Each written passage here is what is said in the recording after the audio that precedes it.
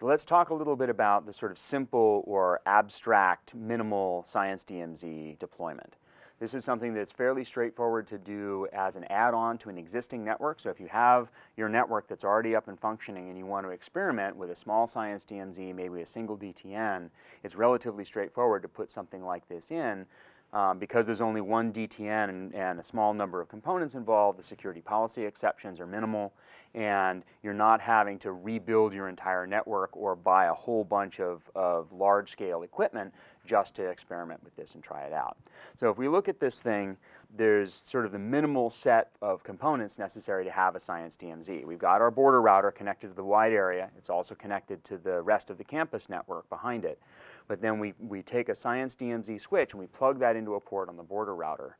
And that Science DMZ switch now provides service to a single DTN and a single perf-sonar host.